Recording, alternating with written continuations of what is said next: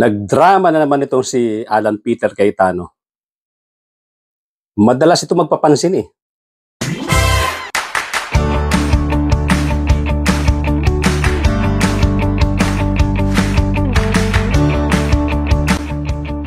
Doon po sa mga bago lang dito sa aking channel, kindly subscribe, kindly hit the notification bell, pati na rin yung like button, at pakishare na rin po para lumaki ang ating community. At tuloy-tuloy na po tayo sa ating topic for today. Ito na naman siya. Meron na naman siyang drama. Sabi niya, hindi na raw nagtitiwala ang mga taong bayan sa gobyerno. At doon sa mga government officials, dapat daw talaga, magsipag-resign lahat. At nananawagan ito ng snap election. Bakit umabot sa ganito ang salita ni Alan Peter? Dati pa Biblia lang ito eh. Matakaw sa ano to eh, matakaw ito sa limelight eh. Gusto niya na pag-uusapan siyang palagi. Kaya nga yung mga drama-drama niya, pagka nagsasalita sa Senado, yung meron muna siyang biblical verse na sasabihin, at siya raw ay isang ambassador ni Jesus Christ. May mga ganun pa siya. Kasi hindi siya masyadong napapansin. Wala siya sa limelight, hindi siya bida sa Senado. Alam niyo naman eh, kasi 'di ba, parang itong si Alan Peter nakakaumay na itsura. Nakakaumay na yung pagiging senador nito. Yung ang daming pinagsasasabi pero wala namang katuturan. Mahilig siya magbida-bida pero ang galing magsalita. Napakagaling magsalita. Pero ang laman lagi nito papunta sa pagsuporta sa mga Duterte. Kaya yung sinasabi nito na people have lost trust in government and government officials. Alam mo, you're talking about yourself, Alan Peter Cayetano. You're talking about your block in the Senate. Yung mga Duterte supporters. Matagal na yan. Ngayon mo lang nasabi, Alan Peter. Matagal nang walang tiwala, wala nang gana ang mga Pilipino dyan sa grupo nyo. Alam mo kung bakit? Hindi mo ba alam? Masyado nyong inuubos ang oras nyo, ang energy nyo, ang talent nyo sa pagdepensa sa mga Dutertes. Samantalang pasweldo kayo ng mamamayang Pilipino. Yan ang katotohanan. Kaya yung sinasabi mo na nawalan na ng tiwala ang mga tao sa gobyerno, totoo yan. Pero ang malaking portion yan, walang tiwala dyan sa'yo, walang tiwala dyan sa grupo nyo. Kasi nangihinayang kaming mga taong bayan na nagpapasweldo sa inyo, pagkatapos wala kayong ginawa dyan sa Senado, kundi ipagtanggol ang mga Dutertes. Si Digong Duterte at itong si Sara Duterte. Obvious na obvious yan. Sayang ang pera ng mamamayang Pilipino diyan sa mga pinaggagawa nyo sa Senado. Eto na naman siya. Papansin na naman. Kalain mo isang abogado, isang senador, sasabihin na magkaroon na lang ng snap election. Alam naman niya yan na wala namang basehan sa konstitusyon yung snap elections. Wala yan eh.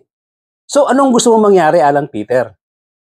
Mag-military junta muna for the meantime? Pag nag-resign lahat ng matataas na government officials, ano mangyayari sa Pilipinas? Hindi ba katawa-tawa itsura natin noon sa buong mundo? Na parang sinusuko mo talaga na parang talagang zero function itong gobyerno. Wala talagang nangyayari. Samantalang, ang ganda-ganda ng takbo ng mga investigasyon. Lalong-lalo na yung investigasyon sa flood control project anomalies. Pagkatapos, sasabihin mo, resign all? Bakit? Ano nangyari? Sumablay ba yung attempt nyo magkudita diyan sa Senado? Sumablay ba yung attempt mo na maging Senate President? Kaya biglang-bigla, ito na yung drama mo? Resign all? Tapos walang tatakbo, one cycle ng election, sasabihin mo, walang tatakbong mga nakaupo. Anong drama yan? Dramang-drama ka. Gusto mong bida-bida ka. Bukod sa sinasabi mo na ikaw ay isang ambassador of Jesus Christ, eto ka na naman. Snap election naman ang ina-advocate mo. Sa tingin mo matutuwa ang taong bayan diyan sa sinabi mo? Hindi natutuwa, nakakatawa. Isa kang abogado, walang basihan ang sinasabi mong snap election. At bagsak ang economy natin diyan sa mangyayari na yan. Dahil talagang lumalabas, hindi nag-function. Hindi nagfa-function ang gobyerno kaya gusto mo magkaroon ng snap election. Para lang sa'yo, Alan Peter Cayetano, gagawin ng buong Pilipinas yung yung exercise na yan. Gusto mong gawin ng buong Pilipinas na makinig sa'yo, na wala ka namang kredibilidad, at gawin yung snap election, sino ka para maniwala ang mamamayang Pilipino sa'yo? Ang naniniwala lang sa'yo kasi mga DDS. Again, uulitin ko. Tama ang sinasabi mo na wala ng trust and confidence yung mga mamamayang Pilipino sa gobyerno. Particularly yung grupo nyo. Diyan sa Senado na masyado kayong nagpapakita, obvious ng pagsuporta sa mga Dutertes. Kay Digong Duterte, kay Sara Duterte. Sayang ang mga pasweldo sa inyo ng mamamayang Pilipino. Yan ang katotohanan, Alan Peter Cayetano. Hindi yung drama mo na walang tiwala in general yung mamamayang Pilipino sa buong gobyerno. Gustong-gusto nga ng mamamayang Pilipino itong nagiging investigasyon ngayon. Yung nangyayaring investigasyon sa flood control projects. Gusto mo bang mahinto yan? Dahil ba tatamaan ng mga Dutertes dyan? Hindi ba yan ang dahilan kaya ka nagdadrama na naman ng snap election, Alan Peter Cayetano? Hindi ba yan ang dahilan? Dahil ang lalaki ng mga projects ng flood control, yung panahon ninyo, ng panahon na nandiyan ka sa government ni Digong Duterte. Isa na nga dyan, yung 51.7 billion pesos, dyan sa Davao, ibinaba ng gobyerno, ibinaba ni Digong Duterte, doon yata sa last 3 years niya, as president, ibinaba niya kay Pulong Duterte yan. Na ngayon, pag sinilip yan sa Davao City, yung mga flood control projects na yan, siguradong walang makikita dyan. Dahil hanggang ngayon, problema dyan sa Davao City, yung baha. Kaya ito na namang pagkilos mo, tungkol sa sinasabi mong snap election, ini-imagine mo Ganyan kayo mga Duterte supporters. Sinisimplify nyo yung solusyon doon sa problema nyo para diyan sa inyong mga puon. Puon ninyo na si Digong Duterte, puon ninyo na si Sara Duterte. Para bang pag naupo si Sara Duterte, para bang iniisip nyo, napaka-smooth, napaka-bilis na magiging solusyon sa mga problema nyo. Kasama na nga dyan, itong mga maiimbestigahan ng mga flood control projects during the time of the presidency of your poon na si Digong Duterte. Kaya nakakatawa ka Sumablay siguro itong iniisip nyong kudita against Tito Soto. Galit na galit kayo sa ginagawang investigasyon nitong si Senator Ping Lacson dyan sa Blue Ribbon Committee dahil tinatamaan yung mga kasamahan mo. At lalo pang tatamaan yan pagka nag-imbestiga na sa Davao City. At siguradong-sigurado, lahat kayo dyan sa nakaupong mga opisyal ng Digong Duterte presidency, baka dyan sa mga projects na nakaraan na yan, may mga tama kayong lahat dyan. Kaya ngayon, sinisimplify mo solution. Snap election naman. Dati, ang drama mo lang isa kang ambassador ng Jesus Christ. Masyado mong gino-glorify sarili mo. Gusto mo talagang maraming lumuhod sa'yo, mapansin ka na taong bayan. Well, here is the bad news for you, Alan Peter Cayetano. Walang naniniwala sa drama mo. Kahit na araw-arawin mo pa puro biblical verses ang sabihin mo niya sa Senado, sabihin mo na araw-araw paalala mo sa mga taong bayan na ikaw ay ambassador ng Hesukristo, walang maniniwala sa'yo. Lalo naman itong sinasabi mong snap election naman. Matapos yung sumablay na manalo or makuha yung Senate presidency, eh, snap election naman itong ina-advocate mo. Ang masakit nito, Alan Peter Cayetano, kapatid mo mismo, si Lino Cayetano, ang nag-dare sa'yo. Kung talagang totoo yung sinasabi mo, Alan Peter, pangunahan mo, mag-resign ka na. Masyado tayong maraming Cayetano sa politika. At sabi pa ni Lino Cayetano, tatakbo ng maayos ang Senado nang walang Cayetano diyan. Tama nga naman. Dala-dalawa kayo diyan, pero wala kayong pananindigan para sa mamamayang Pilipino.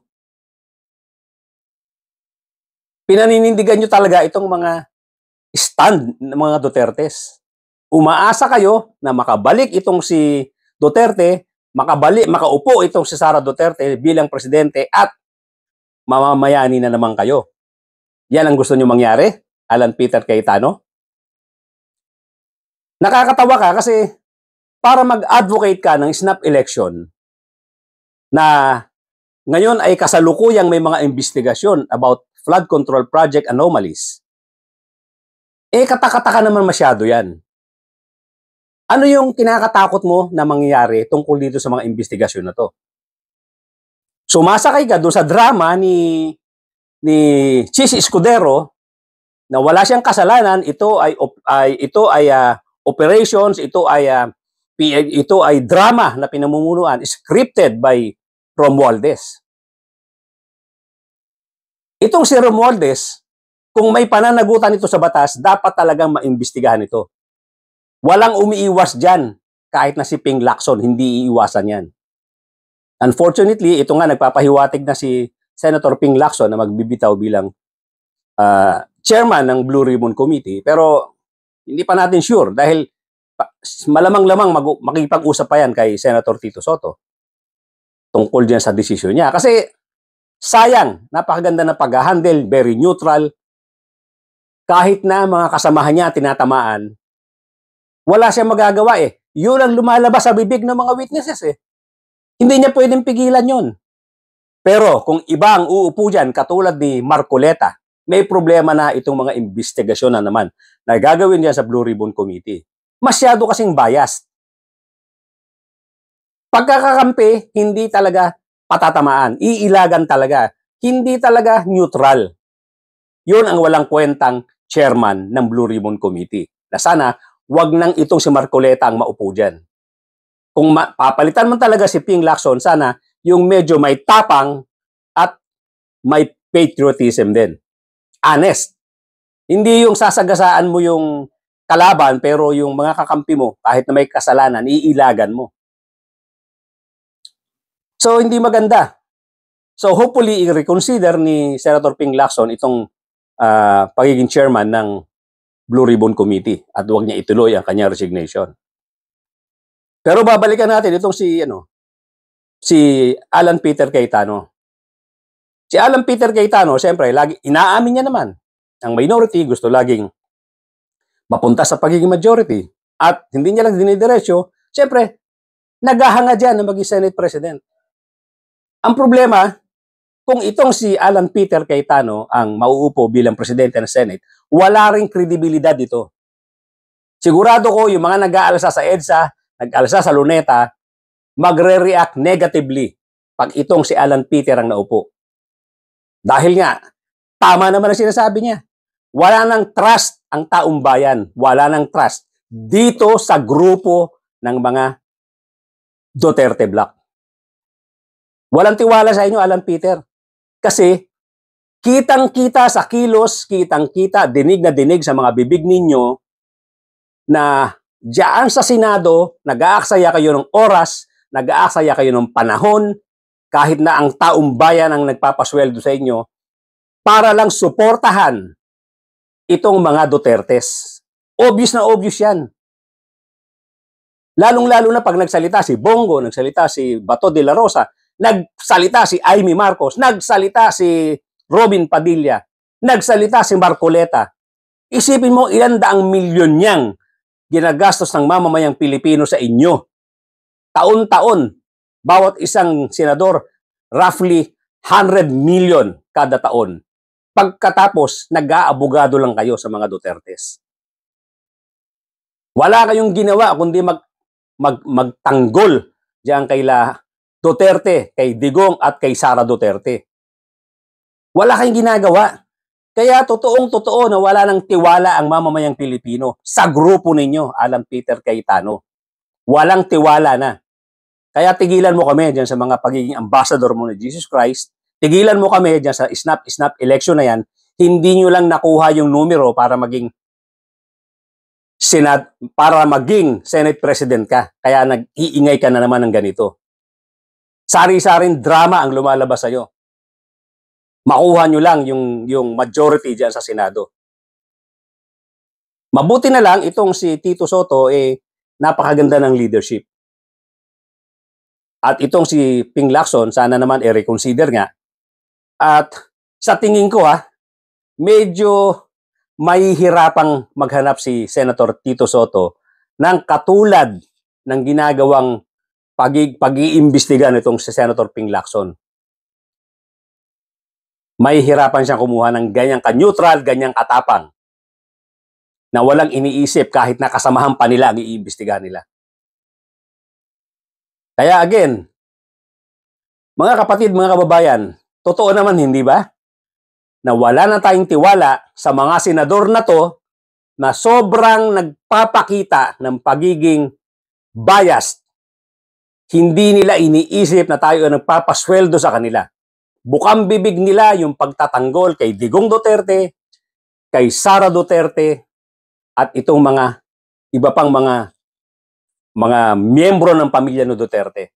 Lalo ngayon, pag dumating yung pag-iimbestiga diyan sa Davao, diyan sa mga flood control projects na yan, another blow na naman ito diyan sa mga Dutertes na puro panglalamang sa taong bayan ang ginawa. Walang maayos na nagawa itong presidency ni Digong Duterte. Ang marami niya accomplishment, yung accusation sa kanya ngayon sa ICC na marami siyang pinatay, libo-libong mga tao ang pinatay na hindi na dumaan sa korte. Ito yung kanyang krimen na crime against humanity. Na sinasabi 30,000+ daw yan na pinagpapatay na walang kalaban-laban. May mga bata diyan, may mga underage diyan na mga pinagpapatay na hindi na idinaan sa korte. Yaan yung mga pinagtatanggol nitong Duterte block na to. Itong si Digong Duterte na nahaharap sa international crime at itong si Sara Duterte pinagtanggol din nila na nahaharap din sa isang korupsyon na nagkakahalaga ng 600+ million at yung 125 million na inubos lang sa 11 days. Sa loob lang ng 11 days. Pinagtatanggol pa rin nila. Yan ang hindi ko maintindihan. Pagkatapos, nagmamagaling kayo dyan sa Senado. Na akala nyo, ang honest ninyo, kayo yung mga taong mga patriot dyan, kayo yung mga tama dyan, ang gagaling nyo magsalita, lalong-lalo na itong si Marcoleta, na akala mo napaka-straight, napaka-honest. Pero ang direksyon ng mga pananalita at gawa ninyo dyan, puro pagtatanggol sa mga Dutertes. Sayang ang pinasisweldo ng mamamayang Pilipino sa mga senador na ito. Sayang po.